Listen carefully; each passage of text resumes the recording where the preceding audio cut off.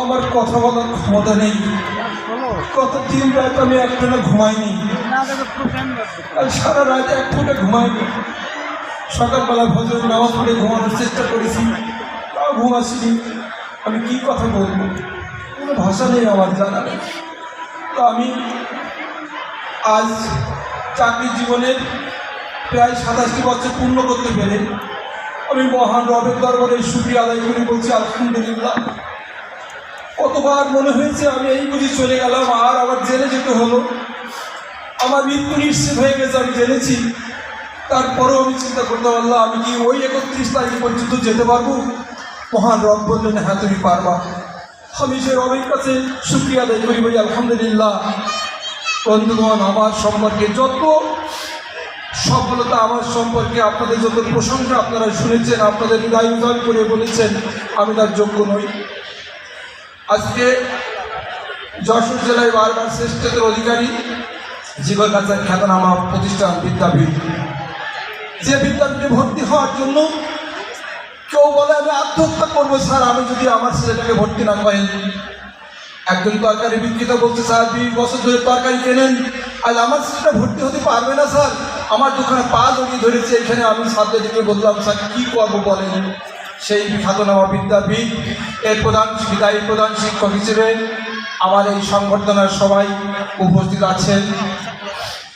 অত্র উপজেলার সুযোগ্য উপজেলা নির্বাহী অফিসার, অত্র প্রতিষ্ঠানের সুযোগ্য সভাপতি, অত্র প্রতিষ্ঠানের অভিভাবক হিসেবে খ্যাত তিনি, এবং আজকের এই সফল বিদায়ী সংবর্ধনা যার একান্ত প্রত্যক্ষ এবং পরোক্ষ সহযোগিতা অনুষ্ঠিত হতে যাচ্ছে, যার দোয়া এবং ভালোবাসা এবং শ্রদ্ধায় সিক্ত হয়ে আমি এখানে বাড়ি যাওয়া সম্ভব হচ্ছে, তিনি আর কেউ নন, তিনি হলেন মুসাম্মদ রানী খাতুন।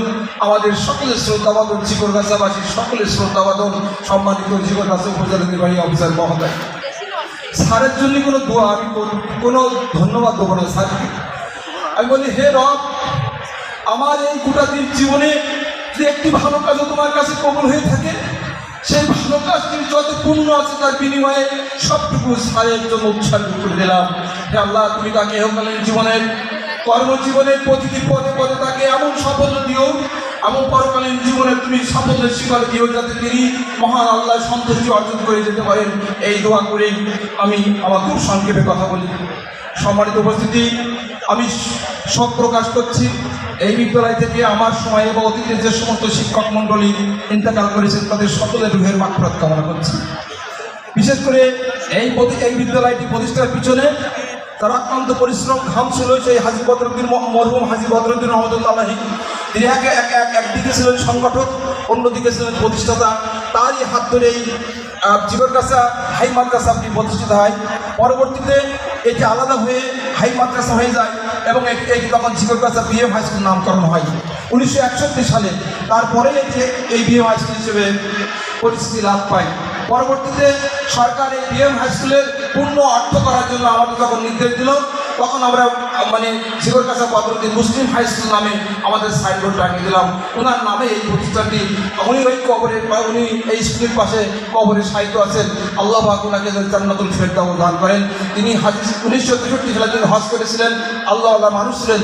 আল্লাহ পাক তাকে যেন আবারও বলছি জান্নাতুল ফেরদাউস দান করেন।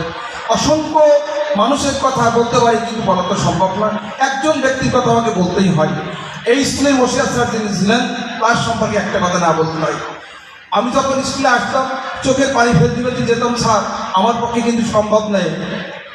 ওই জায়গায় দাঁড়িয়ে মসজিদের পাশে সাইকেলটা দাঁড়িয়ে বললো হেড স্যার, আমাকে হেড স্যার বলতো, হেড স্যার শোনেন, আপনিই পারবেন। এমন একটা দিন আসবে যেদিন আপনি যদি নৌকাটা নদীতে ভাসিয়ে রাখেন, সেদিন যাত্রীর কারণে আপনার নৌকাটা তলিয়ে যাবে, আপনিই পারবেন। বললাম স্যার না, আমি পারবো না। আজকে কি তাই ওনার কথা সত্য প্রমাণিত হয়নি? যাত্রীর ভারে এই নৌকা কি তলিয়ে যায়নি? তলিয়ে গেছে। 400 শিক্ষার্থী আবেদন করেছে ভর্তির জন্য, নিতে পেরেছে 165 জন। তাহলে কি যাত্রীর ভারে এই নৌকা কি তোলায়নি? স্যারের সেই ভবিষ্যৎবাণী আজকে অক্ষরে অক্ষরে চলে গেছে। হে আল্লাহ, স্যারকে তুমি জান্নাতুল ফেরদাউস নসিব করো। সমস্ত শিক্ষকরা যখন বলল যে এই স্কুল উঠানো, একেবারেই অসম্ভব। আসমান থেকে চাঁদ যেমন পৃথিবীতে নামানো অসম্ভব, তেমনি এই স্কুল উঠানো অসম্ভব। অতএব no talk in this respect, school উঠানোর ব্যাপারে কোনো কথা বলবেন না। সোজা জবাব। আমি থেমে থাকিনি, একাই লড়েছি। আমার পথের পরিক্রমায় এই যে মোদী সাহেব, ওনাকে বললাম যে আপনি আসবেন আমার এখানে? বললেন যে বেতন হবে। আমি বললাম যে বেতন হওয়ার কথা নিশ্চয়তা দিতে পারছি না। উনি বললেন যে রিজিকের মালিক আল্লাহ, আমি যাব তোমার ডাকে। উনি ওই টাওয়ার স্কুলের মতো সোনার স্কুল ছেড়ে আমার এখানে চলে আসলেন। বললাম মোদী সাহেব আসলেই তো হবে না, স্কুল তুলবো কি দিয়ে? আপনার ছেলেটা এখানে দেন না। মোদী সাহেব ছেলে নিয়ে এখানে আসলো। উনি যে কথাগুলো বলেছেন, ওনার ঋণ কি স্কুল কখনো পরিশোধ করতে পারবে? কখনো পরিশোধ করতে পারবে না। বন্ধুগণ, আমি কথা বলতে পারছি না। এরপরে কৃতজ্ঞতা প্রকাশ করছি আমার সহকর্মীদের কাছে, যারা এই একটা মাস ধরে ঘুমায়নি, দিন রাত পরিশ্রম করে আমাকে সম্মানজনকভাবে মর্যাদার সঙ্গে বিদায় দেওয়ার জন্য পরিশ্রম করেছেন। আমার যিনি এখন ভারপ্রাপ্ত প্রধান শিক্ষক হয়েছেন, তার নেতৃত্বে এবং আমার পরামর্শে আমার শিক্ষকরা দেখেছেন চেহারা, তারা ঘুমাতে পারেনি কীভাবে হেড স্যারকে তারা সম্মানের সঙ্গে বিদায় দেবে। এই কারণে আমি তাদের প্রতি কৃতজ্ঞতা প্রকাশ করছি। এবং আজকে দীর্ঘ 27 বছর এই স্কুলের মূল শক্তি ছিল আমার শিক্ষক। আমি ম্যানেজিং কমিটিও নির্ভর করিনি, অভিভাবকদের উপর নির্ভর করিনি, আমি নির্ভর করছি শিক্ষকদের উপরে। শিক্ষকরা যদি আমার ডাইন হাতে থাকে তাহলে আমাকে কেউ রুখতে পারবে না। এক এবং অভিন্ন সত্তায়, এক এবং অভিন্ন সুতোয় বেঁধে রেখেছিলাম শিক্ষকদেরকে, আজও বেঁধে রেখেছি। আমি গত পরশুদিন চোখের পানিতে কান্নায় বলেছি, তোমরা যদি কেউ বিচ্ছিন্ন হয়ে যাও, তোমরা পরস্পরের সঙ্গে ভুল বুঝাবুঝি করো না। যদি হও তাহলে কিন্তু এই স্কুল যারা ক্ষতি করার জন্য চেষ্টা করেছে তারা কিন্তু সুযোগ পেয়ে যাবে। সুতরাং তোমরা সবাই হাত ধরাধরি করে থেকো। আমি সেদিন অনেক কথা বলেছি তাদেরকে, বললো স্যার আমরা কথা দিলাম। আমি তাই গভীর শ্রদ্ধা এবং কৃতজ্ঞতা প্রকাশ করছি আমার সহকর্মীদের উপরে। এই স্কুল যারা কর্মচারী, রাত 11টা বেজে গেছে, স্যার বাড়ি যাবেন না? খাবো তাহে বলে স্যার আমি আপনার বাড়ি দিয়ে আসি। তখন তো এখানে একজন সুস্থ মানুষ দিনের বেলায় আসতে পারতো না, সাধারণ মানুষ ভয় পেত, আসতে গা ছমছম করতো। এই ছোট্ট মানে একটা রুম ছিল, এখানে হেড স্যারের মাথায় খসে খসে পড়তো। আমি একবার চেয়ারটা ওদিকেই সরাতাম তো ওখানে পড়তো, ওদিকেই সরাতাম তো এখানে পড়তো। রাত 11টা বেজে গেছে, পানিতে এই থই থই করছে মাঠ, হাঁটু সমান পানি, যাবো কীভাবে? আমার সঙ্গে আবু তাহের ওই বাড়িতে দিয়ে চুপি চুপি চলে আসে। সেই আবু তাহের কাছে আমি ঋণী। এই স্কুলের কর্মচারী রতন এখনো পর্যন্ত আমাকে বাড়ি না দিয়ে বাড়ি আসে না, আমি তাদের কাছে ঋণী। সমস্ত কর্মচারী আমি তাদের সকলের কাছে ঋণী। তাদের যে সেবা তারা যে আমাকে দিয়েছে, এই সেবার কারণে আমার পক্ষে সম্ভব হয়েছে আপনাদের জন্য একটি সফল এবং খ্যাতনামা প্রতিষ্ঠান করা। এছাড়া আমার পক্ষে সম্ভব ছিল না। আমি আজকে কোনো ভাষা নেই যে কোন কথায় বলবো, শুধু দুটো বিষয়ে আমি আপনাদের দৃষ্টি আকর্ষণ করব। ইংরেজিতে একটা কথা আছে, call a bad name and kill him. যদি কারোর পছন্দ না হয় তাকে তার সঙ্গে একটা মন্দ নাম জুড়ে দাও। এই তুমি কুকুরটা হত্যা করছো কেন? ধরো ওই কুকুরটা তাকে মারতে হবে, তারপরে দোষ থাকতে হবে। বলে ভাই এই কুকুরটা হইন্য হয়ে গেছে, মানুষ কামড়ায়, মানুষ ক্ষতিগ্রস্ত মারা যাবে, তাই আমি কুকুরটা মেরে ফেলছি। আসলে কিন্তু কুকুরটা হইন্য ছিল না, নির্দোষ। তার হিংসা ছিল, অমুখী কুকুর দেখতে সুন্দর, খুব ভালো লাগে, তাই ওই কুকুরটা মারতেই হবে। আমার কুকুর চেয়ে অমুখী কুকুরটা খুব সুন্দর, তাই মারতে হবে। তাই একটা অপবাদ দিল কি, কলে ব্যাড নেম অ্যান্ড কিল হিম। বললে হইন্দে কুকুর মানুষ কামড়ায়, তাই ওকে আমি মেরে ফেলছি। আসলে বিষয়টা তা ছিল না।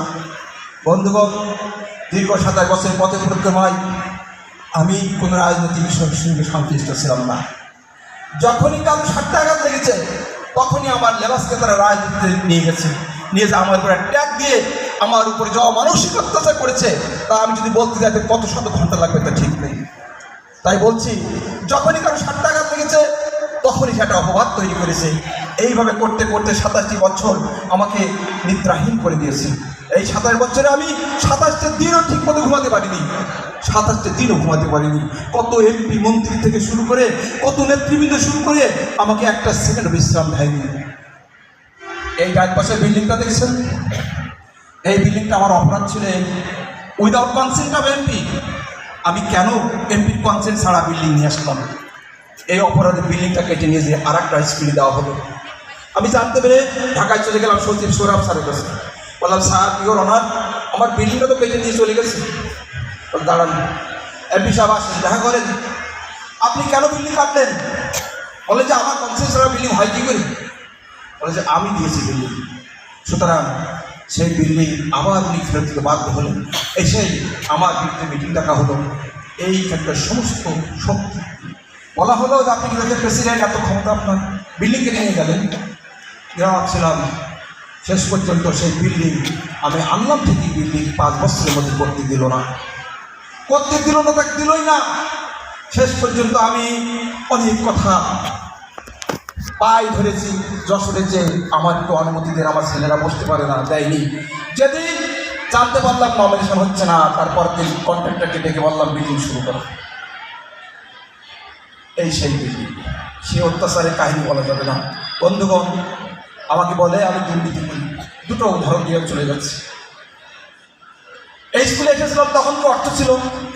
কিছু ছিল না। দুর্নীতিটা করবো কোথা থেকে? এটা জবাবটা আমি আপনাদের কাছে, কিছুই তো ছিল না।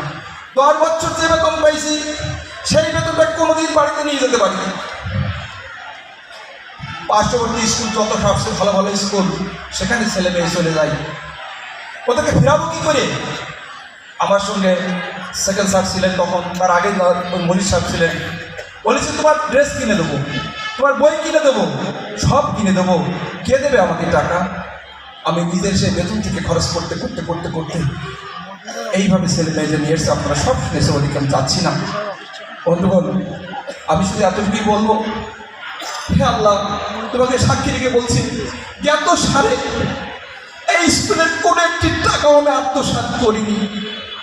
আমাকে যে সহযোগিতা করা হয়েছে, আমাকে যে আর্থিক সুবিধা দেওয়া হয়েছে, এটা সকলের উপস্থিতিতে, সকল শিক্ষক তাদের সম্মতিতে, ম্যানেজিং কমিটির সিদ্ধান্তে আমাকে এটা দেওয়া হয়েছে। আমি একটি টাকাও কখনো জ্ঞাতসারে আত্মসাৎ করিনি। যতটুকু ত্রুটি আছে আমার সেক্রেটারিকে বলেছি, স্যার জীবনে মরে যাওয়ার আগে এই ত্রুটিটুকু সংশোধন করে যেতে চাই। স্কুলে যত আয় হয়েছে ওই আয়ের থেকে আমি কোনোদিন টাকায় দেখিনি কত টাকা আয় হচ্ছে, কত টাকা ব্যয় হচ্ছে। যখন আয় হয়েছে স্যারদেরকে বলেছি এই টাকা আয় হয়েছে, তোমাদের ব্যয় কত নির্ধারণ করো, তারপরে তোমরা যা থাকে তোমরা নেও। এভাবে এই সমস্ত আয় এবং ব্যয় সমস্ত শিক্ষকের সামনে এনেছি। তারপরেও কেউ জিজ্ঞাসাবাদ না করেই বলে কি এই স্কুলে এত টাকা আয় হয়, যত ছেলে মেয়ে আছে এই ছেলে মেয়ের 3 ভাগের 1 ভাগ কেউ টাকা দেয় না, 1 ভাগ উপবৃত্তি পায়, টাকা দেয় মাত্র 1 ভাগ। অথচ সে খাতা কালাম হিসেব করলে কত 4.5 লাখ টাকা। আমার বিদায় অনুষ্ঠানের জন্য কোনো টাকা চাওয়া হয়নি। এসএসসি পরীক্ষা থেকে বিদায় ছিল, আমার বিদায় সামগ্রিক একটা বড় খরচ, শুধুমাত্র সারা বলেছিল তোমরা কিছু দাও। আর সেটা হিসাব করে ক্যালকুলেশন করে বললো কি আমি নাকি এই টাকা নিয়ে হজে যাবো, 4.5 লাখ টাকা, ছাত্রছাত্রীদের কাছ থেকে 4.5 লাখ টাকা আমি নাকি হজে যাবো। কত হাসাহাসি, কত অপবাদ। আর কি বললেন সেকেন্ড স্যার, যে মাত্র 1 লক্ষ টাকা সমস্ত স্কুল মিলা আদায় হয়েছে এবং সেই টাকাটা আমাদের প্রাক্তন ছাত্রছাত্রীদের পিছনে ব্যয় করা হয়েছে। আমি কিন্তু একটি টাকা দেখেও নেই, ছুঁয়েও নি, স্পর্শ করিনি। এভাবে আমাকে বারবার কলঙ্কিত করার চেষ্টা করা হয়েছে, বারবার দুর্নীতি করার চেষ্টা করা হয়েছে। কিন্তু আমি সত্যিকার অর্থে বলছি যে আমার সঙ্গে দুর্নীতির কোনো সম্পর্ক ছিল না। 26 জন শিক্ষক কর্মচারী নিয়োগ দিয়েছি, আপনারা জিজ্ঞেস করে দেখতে পারেন। যদি 10 টাকা আমি কার কাছে নিয়ে থাকি, 1 কাপ চা খেয়ে থাকি, আমি বলছি সারা জীবন গোলাম হয়ে থাকে। বরং একটা ঘটনা বলেই শেষ করি। 2014 সালে যখন আমার কেমিস্ট্রি টিচার চলে যাওয়ার পরে তখন আমি হতাশ হয়ে গেলাম। স্কুল রানিং তখন 2014 সালে যশোর রিপোর্টে যশোর জেলায় সেরা 10-এর মধ্যেই 7ম হয়েছে। তখন কেমিস্ট্রি টিচার বিকাশ চলে গেল। আমি টিচার পাবো কোথায়? শেষ পর্যন্ত ওইদিকে নির্বাচন, এই সমস্যা পড়ে গেলাম। যাওয়ার পরে সার্কুলার দিলাম, আমি রানিং কমিটির সিদ্ধান্তে সার্কুলার দেওয়ার পরে আমার কাছে তৎকালীন সময়ের এমপি বললো যে আমি একটা লোক পাঠাচ্ছি, আপনি কথা বলেন। সে আমার বাড়িতে যেয়ে বললো স্যার 7 লক্ষ টাকা দেবো, আমাকে নিতে হবে। আমি বললাম হ্যাঁ নেবো, কিন্তু টাকার বিনিময়ে না, আমি নেব মেধার বিনিময়ে। তুমি যদি মেধায় দেখো তাহলে তোমাকে নেব। আমার সভাপতি ফোন দিয়ে বললেন সাহেব ভাই ছেলেটা যাচ্ছে, আপনি দেখেন। 2 জন কিন্তু একই লাইন। আমি বললাম যে ভাই আমি ছাড় দেবো না, এখানে বিকাশ চলে গেছে, বিকাশের মতো টিচার না পাওয়া পর্যন্ত আমি কোনো ছাড় দেবো না। শেষ পর্যন্ত আমার ভোট করতে দিল না। নাজমুল সাহেব ছিলেন শিক্ষা অফিসার, ওনাকে বলে দিল যে ভোট যেন না হয়। আমি যশোর জেলায় ভোট করলাম, আমার সঙ্গে আরো 2 সহকারী শিক্ষকের নিয়োগ ছিল। অনেক কথা জেলা স্কুলের হেড স্যার দুইটা সই করলো, কেমিস্ট্রি টিচারে সই করলো না, বললো যে এমপি নিষেধ আছে এখানে সই করা। আমি কান্নায় ভেঙে পড়লাম। হায়দার ভাই পাশে বসে আছে জেলা স্কুলে, বললাম ভাই স্কুল তো ধ্বংস হয়ে যাবে, প্লিজ একটু বলেন না স্যারের। স্যার বললো এমপি নিষেধ আছে, আমি দিতে পারবো না। আমি সেখানে হায়দার ভাই ছিল, ম্যানেজিং কমিটির সবাই ছিল, আমি জেলা স্কুলের হেড স্যারের দুখানে পা জড়িয়ে ধরে অধরে পেতেছিলাম, স্যার এই সই না করলে আমি এই পা ছাড়বো না স্যার। শেষ পর্যন্ত হায়দার ভাই বললো স্যার সইটা করে দেন। সামাদ ভাই সম্মান আপনি রাখেন, আমার সইটা করে দিল। করে দেওয়ার পরে কি হলো, শিক্ষা অফিসার সই না করলে কি নিয়োগ হবে? নিয়োগ হবে না, হলো না। অনেক কথা, শেষ পর্যন্ত টাকা দিলাম, সে টাকা মায়ের হয়ে গেল। তারপরে করুন কাহিনী, আমি যাকে নিয়েছি সে ফার্স্ট ইয়ার, ওই যে বাইটা স্কুলে যে এখন অ্যাসিস্ট্যান্ট হেডমাস্টার, সেই স্কুলে এই কেমিস্ট্রি টিচার ছিল তখন। সে আমাকে বললো, আমি বললাম যে তোমার কি কেউ নেই ওনাদের সঙ্গে কানেকশন দেওয়ার মতো? বললো আছে। কে? অমুক, শিগগিরি যাও। যে কথা বলার পরে বললো যে হ্যাঁ হবে। তার আগে আমি তাকে বললাম যে তোমার এলাকাতে 50 জন নিয়ে আসো, আমার এখান থেকে নিয়ে যাই 100 জন লোক নিয়ে তার বাসায় যাব। সন্ধ্যাবেলায় 100 জন লোক নিয়ে তার বাসায় গেলাম। জনাব মাননীয় বিষয় সবাই বসে আছে, বারবার বলছেন বিষয় আমার এই স্কুলটা কিন্তু ধ্বংস হয়ে যাবে। বলছে আপনি সারা রাত বললেও হবে না। শেষ পর্যন্ত প্রায় 100 লোকের সামনে আমার টিচাররা সাক্ষী, আমি মাথা অবনত করে দুখানা পা ধরে অচলে কাঁদছিলাম যে সাহেব যদি এই অনুমোদন না হয় তাহলে আমার জীবন শেষ, আমার স্কুল শেষ হয়ে যাবে। আমি শেষ পর্যন্ত আমার বললো সারা রাত যদি পা ধরে জড়ায় থাকে এই নিয়োগের সই হবে না।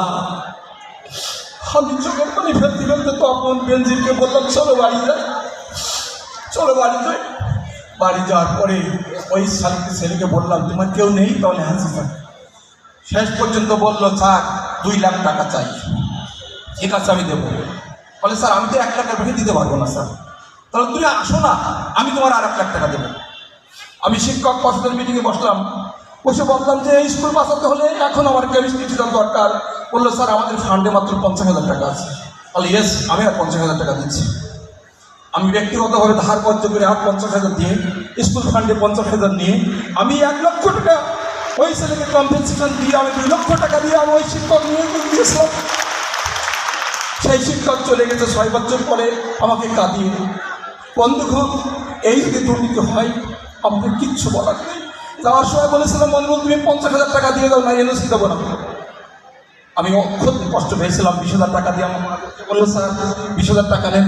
গতকালকে লিখেছি মহিনুল তোমার 20,000 টাকা আমি ফেরত দেবো, কারণ আমি স্কুলের জন্য ট্যাক্স স্বীকার করেছি, আমি এই টাকা নিব না। গতকাল ফেসবুকে আমি লিখে দিয়েছি হোয়াটসঅ্যাপে তোমার এই 20,000 টাকা আমি নেবো না, আমি গরিব হতে পারি কিন্তু স্কুলের জন্য জীবনটা দিয়েছি, এই 20,000 টাকা আমি কী করবো? যেই ব্যক্তি আমি সাক্ষী দিতে বলছি শত শত শিক্ষক শুনে, যে ব্যক্তি নিজে টাকা দিয়ে শিক্ষক নিয়োগ দিতে পারে সে কিন্তু দুর্নীতি করতে পারে। দুর্নীতি করলে কি একটা স্কুল চেয়ারে এরকম হয়? বন্ধুগণ আর অনেক কথা আছে। ক্লাসে প্রতিদিন খোঁজ নেই আজকে কতজন উপস্থিত? 70 জন। অনুপস্থিত কতজন? 5 জন। আসেনি কেন 5 জন? স্যার এই সমস্যা। মুবিন নামে একটা ছেলে, এটা বলে শেষ করবো।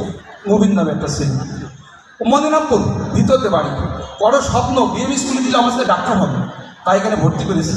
ক্লাস 7-এ ভর্তি করেছি। করার পরে আমি বেঞ্চেস স্যারকে বলছি কেন মুবিন আসে নাই? বেলায় ফোন দিয়ে দেখি, ফোন দিয়ে জানতে পারলো তার বাবা গত পরশুদিন স্ট্রোক করে মারা গেছে। কিছুলে চাকরি বলছি তো স্ট্রোক করে মারা গেছে। বললাম তাহলে উপায়, সেদিন স্কুলে আসছে না, চলো আমরা তার বাড়ি যাই। সমস্ত শিক্ষকরা তার বাড়ি গেলাম, সেই মঙ্গনাপুরের ভিতরে। যাওয়ার পরে আমাদের খাওয়ার ব্যবস্থা করলো। খাওয়ার ব্যবস্থার পর আবার বিকেলে বলতেছি মুবিনের মা যে আমি বলছি মুবিনের এখন কী করতে হবে? ছেলেটা হাত ধরে এসে বললো স্যার এই মুবিন এখন আমার ছেলে না, এই মুবিন আপনার ছেলে, এ আপনার কাছে দিয়ে দিলাম। আমি কি করব? মুবিনকে নিয়ে কোথায় রাখবো? মুবিনকে সাথে নিয়ে আসলাম, এনে বললাম মুবিন আজ থেকে আমার ছেলে, আমার বাড়িতে রাখলাম। আমার স্ত্রীকে বললাম শোনো এ কিন্তু তোমার ছেলে আজ থেকে। বলে আচ্ছা ঠিক আছে। মুবিন আমার বাড়িতে 3 বছর ছিল।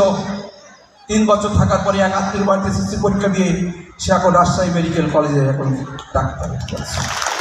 বন্ধুগণ আমি বেশি উদাহরণ পারবো না। বেশি ধরে টানবো না।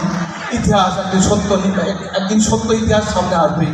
তা আমি আপনাদের কাছে চিরকৃতজ্ঞ, চিরঋণী। আজ যে ভালোবাসায় আমাকে উদ্বেলিত করলেন, আমাকে যে সম্মানের সঙ্গে আজকে বিদায় দিলেন, গতকালে মনে হচ্ছিল আমি কি সত্যিই চলে যাচ্ছি, আমি কি সত্যিই চলে যাচ্ছি, বারবার মনে হচ্ছে আমি কি সত্যিই চলে যাচ্ছি। কিন্তু আমার মন তো চায় না যে চলে যাবো এখান থেকে। আমি কিছু বলতে পারছি না, আমার অনেক কিছু বলার ছিল, কিছু বলতে পারছি। এই স্কুল আমার সংসার, এই স্কুল আমার সংসার। ওই ছেলে মেয়েগুলো আমার কলেজার টুকরো, সন্তানের চেয়ে ওদেরকে বেশি ভালোবাসে। নিজের সন্তানও ছেড়ে চলে গেল, বলছে ও আমাদের চেয়ে ওদের ভালোবাসে।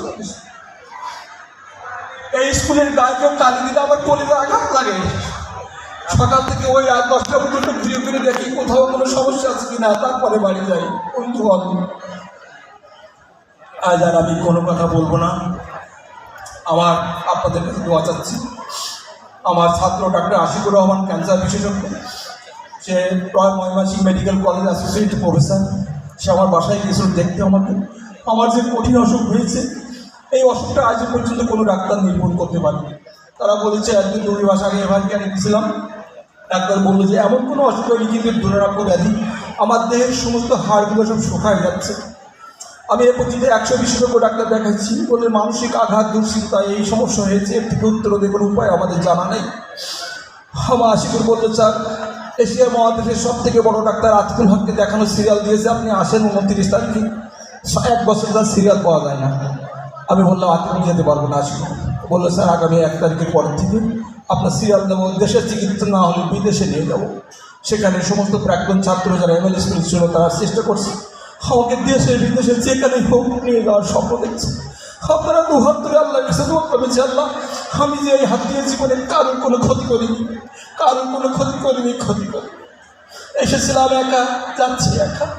গ্রামের কথা ভেবেছি, গ্রামের সবাইকে ডেকে বললাম আমি একটা মাদ্রাসা করতে চাই। বলেছে যে তুমি যা বলবা তাই হয়। একজন জমি দিল। আজকে 2 বছরের ভিতরে আমার সেই পুষ্প কাননটা এত সুশোভিত হয়েছে। 27 জন কোরআনের হাফেজ সেখানে অধ্যয়ন করছে, 150 জনের মতো নুরানি থেকে অধ্যয়ন করছে, সেখানে এতিমখানা করে তুলেছে। বন্ধুগণ, আমার এই গুণাগারের হাত দিয়ে ছোট্ট একটু সেবা যদি আল্লাহ গ্রহণ করে, পরকালে আল্লাহর সামনে দাঁড়ানোর সময় বলতে পারে আল্লাহ তুমি আমাকে মাফ করে দাও এর জন্য। এছাড়া আমার অন্য কোনো ইচ্ছা ছিল না, অর্থ ছিল না, সম্পদ ছিল না, কোনো কিছু ইচ্ছা আমার ছিল না। আমি আমার শিক্ষকদেরকে বলেছি আপনারা আমাকে কে আমাদের মনে কেউ দাঁড় করাবেন না, যদি ঋণী থাকি মাফ করে দেন, আমি চলে যাচ্ছি। আমার আর কথা বলার ক্ষমতা নেই। আমি আবার ডাইনির দিকে তাকাই বলছি যে উনি আজকের মতো সময়ে যে সে সময়ে ত্যাগ এবং কুরবানি করলেন, এ ঋণ আমি কী করে শোধ করবো, স্কুল কীভাবে শোধ করবে, আমি এই ঋণ শোধ করতে পারবো না। তবে আমি স্যারের জন্য দোয়া করি এইটুকু যে স্যার আপনি ইহকালীন পরকালীন জীবনে প্রতিটি জায়গায় সফল হবেন। এই কথা বলে আমি আমার কথা শেষ করতে যাচ্ছি। এই স্কুলকে আমি মনে করি এটা একটা বকুল ফুল। আমার এই সোনার টুকরো কলিজার টুকরো ছেলে মেয়েগুলো হচ্ছে মৌমাছি। মৌমাছি যখন গুনগুন করে গান গায় তখন বকুল ফুল ফোটে না? ফোটে। যদি মৌমাছি গান না গায় তাহলে বকুল ফুল বি ফুটবে? ফুটবে না। বন্ধুগণ, আমি অসাধারণ একজন সঙ্গীত পিপাসু মানুষ। যদি বলেন কেন, আমার ভিতরে সঙ্গীতের যে আকাঙ্ক্ষা কল্পনাতীত, কিন্তু আমি তা কখনো এক্সপ্রেশন দিই। তা আমি এই স্কুলকে বকুল ফুল হিসেবে আর এই ছেলে মেয়েদেরকে মৌমাছি হিসেবে আজ থেকে 100 বছর আগে হয়তো বা কোনো গীতিকার আমার জন্য এই গানটা লিখেছে। তাই বিদায়ের বেলায় এই গানটি গেয়েই আপনাদের কাছ থেকে বিদায় নেব। আপনারা যদি শোনেন আমার ভালো লাগবে। যদি নাই বা থাকি কাছে, ওগো বকুল তুমি ফুটো, মৌমাছি গো গুনগুনিয়ে সুর ছড়িয়ে দিও, ওগো বকুল তুমি ফুটো। যদি নাই বা থাকি কাছে, ওগো বকুল তুমি ফুটো, মৌমাছি গো গুনগুনিয়ে সুর ছড়িয়ে দিও, ওগো বকুল তুমি ফুটো। রামধনু গো ওঠো, নীলাঞ্জন আকাশ পাড়ে রং ছড়িয়ে দিও, মৌমাছি গো গুনগুনিয়ে সুর ঝরিয়ে দিও, ও গো বকুল তুমি ফুটো, ও গো চুম্বলতা চরণ আমার জড়িয়ে ধরো না, তোমায় ছেড়ে যেতে আমায় বারণ করো না, ও গো চুম্বলতা চরণ আমার জড়িয়ে ধরো না, তোমায় ছেড়ে যেতে আমায় বারণ করো না। দূরে যদি থাকি পাখি, দূরে যদি থাকি পাখি, সবার প্রাণে যে গান গেয়ে সুর ছড়িয়ে দিও, মৌমাছি গো গুনগুনিয়ে সুর ছড়িয়ে দিও, ও গো বকুল তুমি ফুটো, যখন থাকবো না গো চেয়ে দেখো আমার চোখের জল,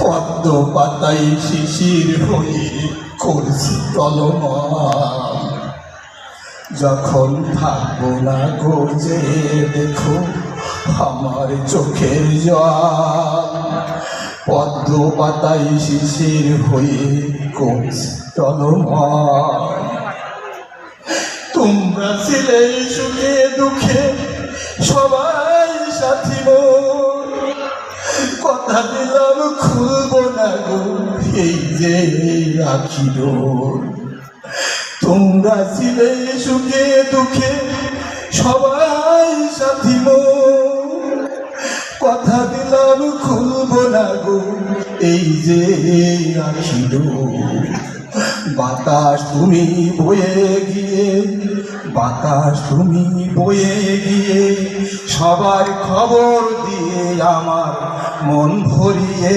দিও, মৌমাছি গো গুনগুনিয়ে সুর ঝরিয়ে দিও, ও গো বকুল তুমি ফুটো, যদি নাইবা থাকি কাছে, ও গো বকুল তুমি ফুটো, মৌমাছি গো গুনগুনিয়ে সুর ঝরিয়ে দিও, ও গো বকুল তুমি ফুটো।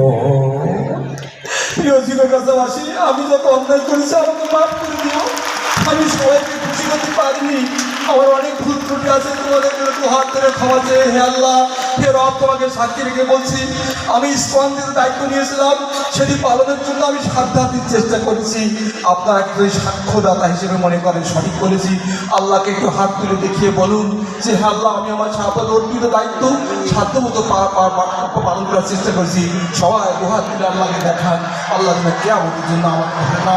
আমি সকলকে ধন্যবাদ জানিয়ে সবাই অস্ত্রসিক্ত কথাগুলো বলার জন্য আমি খুব দুঃখিত, কারণ আমার শরীর একটু ভালো নেই। আসসালামু আলাইকুম ওয়া রাহমাতুল্লাহি ওয়া বারাকাতুহু।